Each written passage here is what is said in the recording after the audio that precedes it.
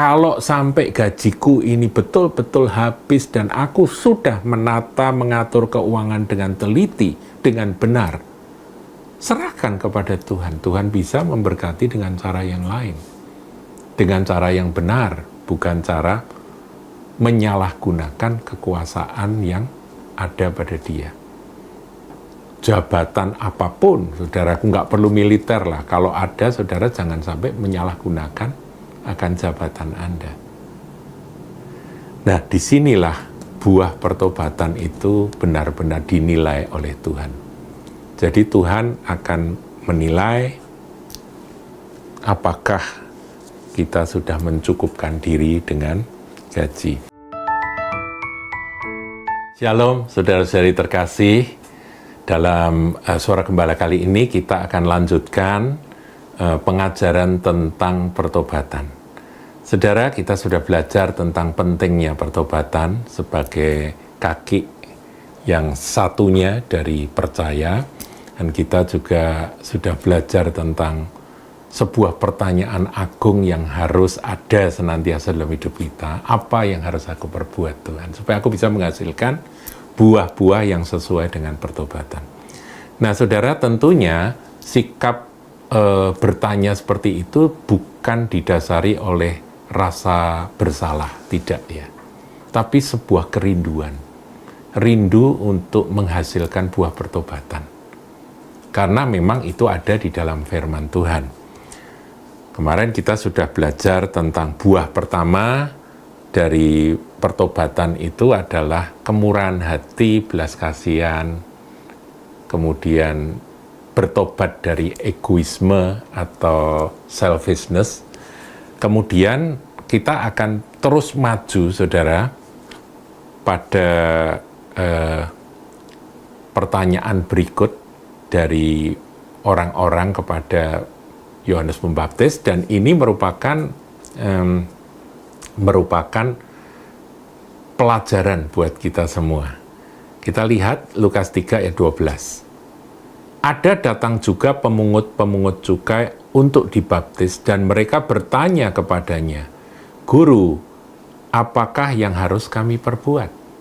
Jadi pemungut-pemungut cukai ini adalah orang-orang yang ya tentunya bagi masyarakat Yahudi mereka dianggap orang-orang berdosa. Kalau saudara baca di dalam Injil, 4 Injil, itu biasanya pemungut cukai dan perempuan sundal, orang-orang berdosa itu dimasukkan dalam satu daftar, satu kelompok. Jadi ini dianggap orang-orang berdosa. Kenapa? Karena pertama mereka ya biasanya biasa korup, saudara. Jadi para pemungut cukai ini mereka bekerja, dan dalam pekerjaan mereka punya wewenang, punya jabatan, punya kekuasaan dalam jabatannya. Sebagai pemungut cukai, mereka biasa menyalahgunakan akan kekuasaan yang ada. Nah, mereka bertanya, artinya mereka mau bertobat, saudara ya. Nah, ayat 13, sederhana sekali jawaban dari Yohanes.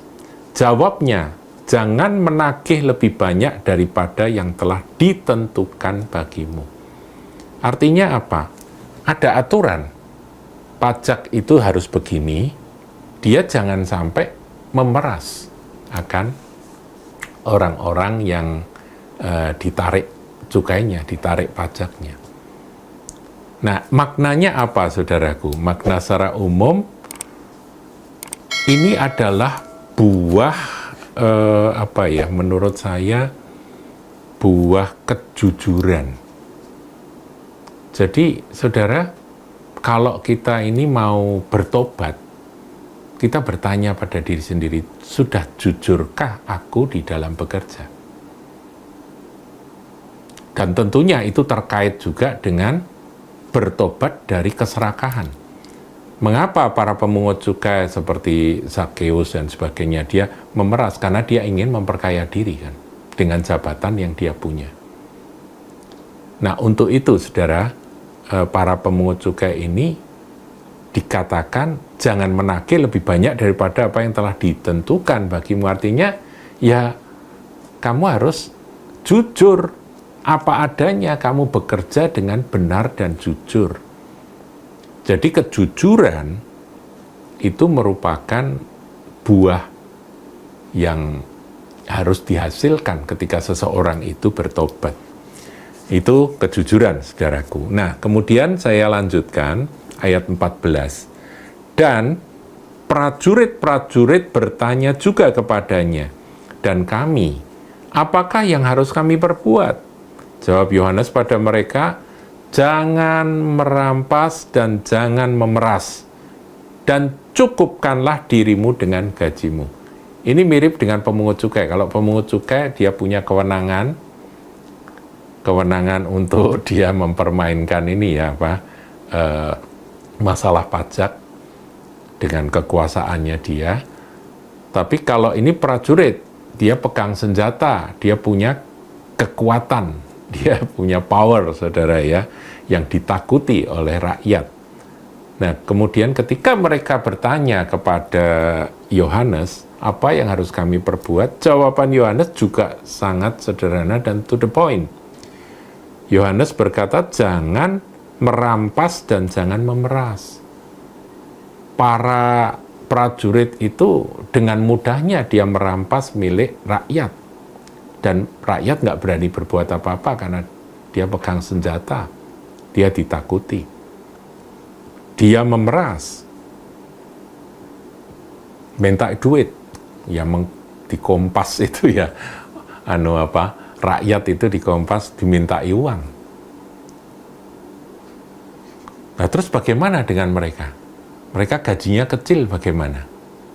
Dikatakan oleh Yohanes, cukupkanlah dirimu dengan gajimu. Saya mau berbicara, saudaraku, tentang hal ini. Rupa-rupanya mencukupkan diri dengan gaji yang halal, yang betul-betul memang menjadi bagian dia. Mencukupkan diri itu merupakan buah pertobatan.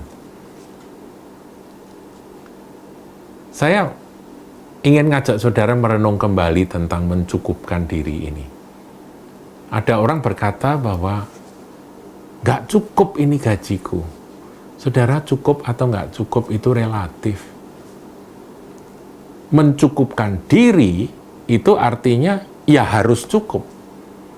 Sebab kita percaya burung di udara dia pelihara, bunga di padang dia hiasi, Tuhan memelihara aku. Kalau sampai gajiku ini betul-betul habis dan aku sudah menata, mengatur keuangan dengan teliti, dengan benar, serahkan kepada Tuhan. Tuhan bisa memberkati dengan cara yang lain. Dengan cara yang benar, bukan cara menyalahgunakan kekuasaan yang ada pada dia.